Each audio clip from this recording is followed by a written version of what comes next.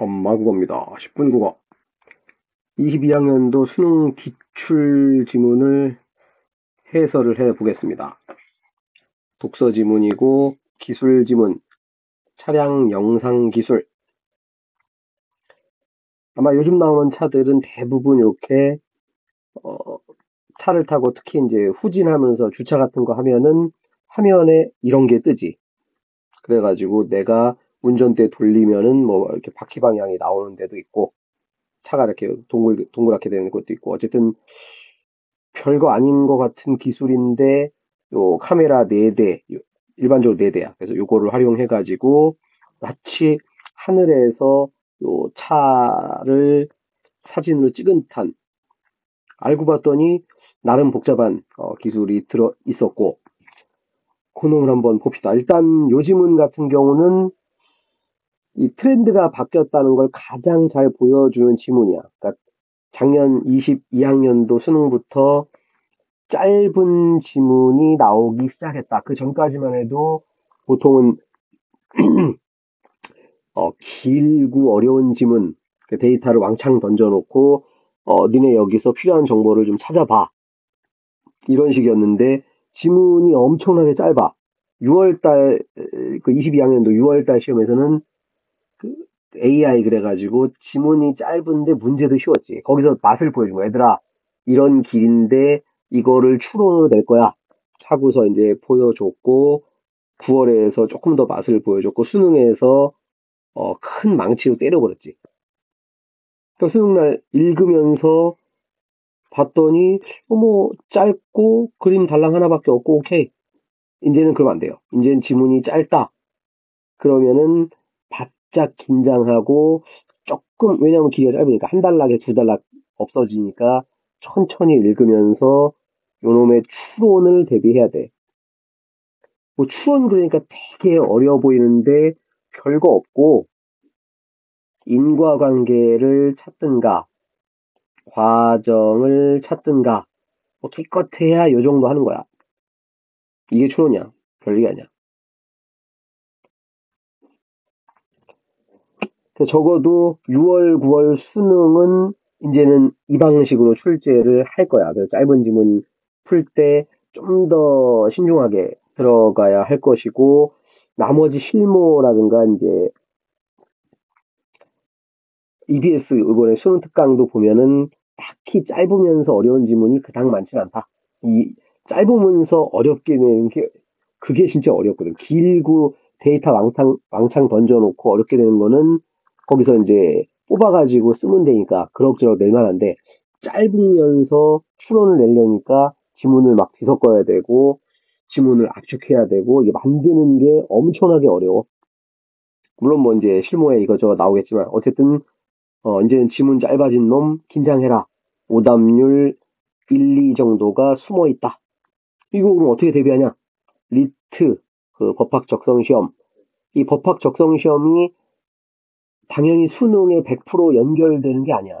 리트에서도 이제 현재 수능하고 연결되는 게 이게 총 15개년 리트가 있는데 거기서 한 해당 보통 한 평균 잡아 3지문 정도가 지금 수능하고 연결되는 거고 나머지 7지문은 원래 리트라는 게 대학교 졸업자들을 위한 시험이기 때문에 그거는 선을 넘어버렸다고. 그 훈련에도 크게 도움이 안 돼요. 그래서 선생님 여기 유튜브 보면은 저 앞쪽에 21년 거랑 20년 거, 그러니까 작년 거, 재작년 거 2개 정도는 그 해설해 놓고 그 다음에 몇 개 알려줬거든. 이런 지문이다. 이게 수능에 도움이 된다. 나머지는 선생님이 시간 있으면 그거를 이제 리트를 매년 하나씩 해서 촬영을 하든가 아니면은 한 군데 모아서 어, 이런 리트가 수능에 도움된다. 이렇게 짧게 유튜브에다가 올려주려고 해. 어쨌든 그렇게 해서라도 시간 있으면 만약에 이 방송을 유튜브를 보는 시점이 뭐 한 9월 평가원 근처다. 그러면 솔직히 얘는 포기해야 돼. 이거 만만치 않아. 이거 준비하려면은 차라리 그냥 실무 가지고 왜냐면 실무에서 나름 이것저것 알려줄 예정이니까 그냥 실무로 대비를 한다. 그리고 EBS로 대비를 한다. 이렇게 생각해야 되고 듣는 시점이 9월 이전이라면 찾아가지고 한 회당 3개씩 15개년이니까 45인가? 한 대략 한 40에서 50개 사이 이 정도니까 할만해요.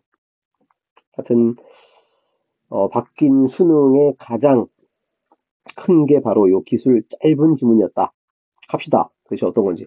사실은 별거 없어. 그 전 거랑 거의 비슷한데 옛날에는 과정 해가지고 한 단락에서 보통 이제 결과값 이렇게 던져줬는데 얘는 단락을 3개로 잘라가지고 기억, 니은, 디귿 이렇게 해버렸거든. 그럼 출제자들이 원한 건 이 기억, 니은, 디귿 얘들아 이게 과정이야. 디귿이 결과값이야. 이걸 알려줘야 되는데 안 알려주고 그냥 문제 출제해버렸지. 그러니까 14번, 15번 거기서 그냥 대형 폭탄 맞고 엎어진 거지. 갑시다. 내용 자체는 크게 어렵진 않아. 자, 주차할 때 돕는 장치가 있고, 카메라로 촬영한 영상을 이용해서 위에서 내려다본 것 같은 영상, 요 얘기하는 거지. 자, 어떻게 만들어지는지 보자. 자, 먼저 차량 주위 바닥에 여기다가 격자판을 만들어가지고 촬영해. 바닥을 찍는다는 얘기야. 자, 근데 그 촬영 카메라가 광각 카메라. 광각이라는 얘기는 이제 각이 넓다. 그런 얘기야. 그래가지고 중심볼록 멀수록 더 휘어지고 중심볼록 멀수록 더 휘어지는 왜곡이 벌어진다. 그럼 그 왜곡을 어떻게 한다? 개수를 보정한다. 요게 보정 첫 번째. 자, 카메라가 있는데 카메라도 약간 기울어지겠지. 그런 거를 외부 변수라고 하는데 이 외부 변수도 보정할 수 있다. 그래서 보정 2. 자, 촬영된 영상 자체는 보정이 안 된 거지. 기억은. 자, 보정 1, 2가 끝나면 3차원 실세계의 점을 추정해서 원근 효과가 제거된 영상을 얻는 시점 변환이 필요하다. 보정이 끝나면 이게 이제 낚싯바울, 그러니까 이 니은을 여기다가 적어줬으면 니은이 이렇고 그다음 그거 보정 끝난 다음에 디귿이 이거야 이렇게 줬으면 되는데 요 순서를 쓱 바꿔버렸지. 거기서 이제 오답률이 높아진 거라고. 기껏해야 순서 바꾼 거야. 1, 2, 3인데 1, 3, 2 이렇게 준 거라고. 자, 왜곡이 보정된 영상. 이게 이제 아까 보정 1, 2, 이 얘기하는 거야. 자, 그렇다면 요 보정 1, 2, 이건 뭐야? 원근 효과가 제거된 시점 변환이 필요하다. 즉, 기억은 왜곡 보정 전이고, 니은 왜곡 보정 뒤고, 여기서는 원근은 남아있는 상태지. 그치? 거기서 원근을 제거하고 시점 변환을 하면 디귿이 되더라. 근데 디귿은 뭐하래? 상대적인 크기가 유지되도록. 그 디귿 결과값이 띄엄띄엄 원근 없어지고 시점 변환됐고 상대적 크기가 유지됐고. 기껏해야 그래서 어려운 거라고. 옛날 같으면은 왜곡이 보정된 영상 거기에다가 한 단락에 이걸 줬겠지. 그러면 이제 옛날처럼 쉬운 과정 문제 이렇게 되는 건데 우리에서부터 지문을 짧게 하는 대신에 순서를 슬쩍슬쩍 여기다가 놓고 그래서 어려웠던 거다. 조금만 신경 쓰면은 결국은 우린 얘를 찾는 거거든. 기술 지문에서는 결국 과정 찾아서 결과값 확인하면 여기서 뭐 나와? 여기서 오답률 1이, 오답률 3이, 오답률 5이구나. 15번, 16번. 얘를 묻는 거라고. 됐지? 요게 포인트였다고. 그거를 우리가 추론이라고 하는 거. 기껏해야. 자, 14번 보면 일치하는 것은 얘는 뭐 크게 어렵지 않은 문제였고. 그러니까 첫 번째 보정값 중심 볼록 렌즈를 했더니 멀수록 중심부에서 멀어질수록 크게 휘더라. 그게 이제 왜곡이고 이 왜곡 모델을 설정하면 보정이 가능하다. 그러니까 첫 번째 보정. 나머지는 뭐 카메라가 여러 개였고, 외부 변수는 카메라 자체가 아니라 카메라 위치였지. 그 다음에 3번은 왜곡을 보정한 다음에 합성하는 거지. 인과관계 거꾸로 내는 거고. 위에서 내려다보는 영상은 2차원 좌표지. 3차원이 아니고. 얘는 비교적 쉬운 문제. 자, 15번. 얘가 무려 오답률 1위였는데, 아까도 얘기했던 기억이 보정 전, 왜곡이 있는 거지. 보정 뒤, 왜곡이 제거된 거. 그러나 기억 니은은 뭐가 있어? 아직 원근이 있는 거지. 그래서 원근 제거한 게 디귿.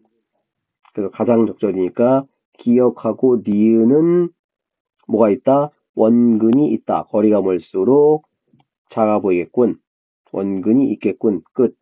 그 답 자체는 상당히 읽으면서 요 결과값을 정리했으면 굉장히 쉬운 문제. 뭐지 이거? 그냥 간단하네. 이렇게 가는 거고. 기억 니은 디귿 지문에 있는 순서하고 막 엉켜가지고 얘가 원근이 있는 거야. 이게 시점 변환이 된 거야. 왔다 갔다 헷갈리면은 그럼 이제 일부러 헷갈리라고 기억 니은 디귿. 그러니까 요것도 기억을 해야 돼. 그러니까 문학에서도 한 문제 정도를 일부러 이렇게 기억 니은 디귿 그냥 사람 이름을 써주든가 아니면 어떤 장소를 써주든가 아니면은 뭐 보정 전, 보정 뒤 이런 식으로 써주는데 일부러 기억 니은 디귿 헷갈리라고 주는 거라고. 그래서 여러분들은 짧은 지문 조심한다. 그 다음에 문학이든 독서든 기억 니은 디귿 기호로 되는 문제들을 조심한다. 그러면 문학에서 그냥 기억 설명, 니은 설명 이런 거 말고 그러니까 다시 써줄게. 그러니까 기억, 니은, 디귿 이런 게 섞인 답지 매우 조심한다. 오답률이 대단히 높다. 이건 실무 풀면서 여러분들이 실전에서 연습을 좀 해야 돼요. 의도적으로. 일부러 섞어놓은 거니까. 문제 자체는 어렵지 않았다. 나머지는 미리 표시해놨으니까 틀린 부분들 확인하면 될 것이고. 자, 얘가 무려 오답률 5위였는데 얘도 사실 뭐 대단히 어려운 문제는 아니었고 아까 마찬가지로 그 결과값 여기 써놨는데 원근법이 있으면 거리가 멀어질수록 크기가 작아지는 거고 원근법을 제거하면 거리랑 상관없이 크기가 원래대로 가는 거고 자 그러면 B에 대한 A의 상대적인 크기는 변환하기 전이 뭐야?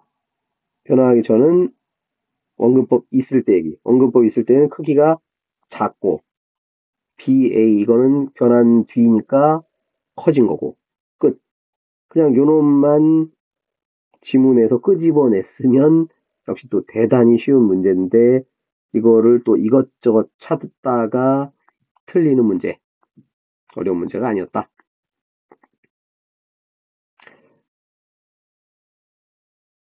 쉬운 거를 쉽게 푸는 게 이게 실력이 되는 거야. 실전에 수능에서 그러니까 지문에서 아까 얘네들을 끄집어냈으면 우리 기술에서 뭐가 중요하다고 비례 반비례 관계 과정 결과 관계 제발 요 두 가지를 까먹지 말고 기출 가지고 훈련할 때 정리하는 거를 그러니까 우리가 기술 지문 독해한다는 얘기는 어떤 기술이 뭐다 이거 알면 뭐 할 거야 이거 의미 없다고 그걸 아는 게 아니라 그 국어 영역이니까 얘네들을 너 지문에서 찾아가지고 답지하고 연결할 수 있니? 이걸 묻는 거라고 신경 써서 그 부분 확인합시다. 여기 일부러 그림도 갖다 놨어 이해하기 편하라고 원근법이 있으면 어떻게 되는 거야? 가까이 있는 사람은 크고 멀리 있는 사람은 작지. 근데 원근법이 제거되면 어떻게 된 거야? 예를 들어 이집트 미술 이런 거 보면은 사람 크기가 그냥 다 똑같지. 오케이. 자 마지막 17번 어휘 문제였고 빛이 렌즈를 지나간다. 그래서 어디를 거쳐간다 이런 의미고 버스가 교차로를 거쳐간다. 끝. 어휘 문제였습니다. 자 이렇게 해서 22학년도 수능에서 가장 어려웠던 기술 지문을 뭐 해설을 해봤고 지금 이 해설은 정답지가 중요한 게 아니고 이제 앞으로 나올 여러 시험들에서 짧은 지문, 추론 지문을 만났을 때 여러분들이 어떤 부분을 포커싱 해가지고 읽어내고 문제를 풀 것인가 그 지점을 고민하라고 쌤이 해설 강의를 한 거니까 그 부분에 맞춰가지고 신경을 쓰면 여러분도 어려운 질문 다 맞고 왜 난 다 맞았지? 이런 아름다운 학생이 될 수 있습니다. 여러분의 능력을 믿습니다. 구독, 좋아요, 엄마 국어.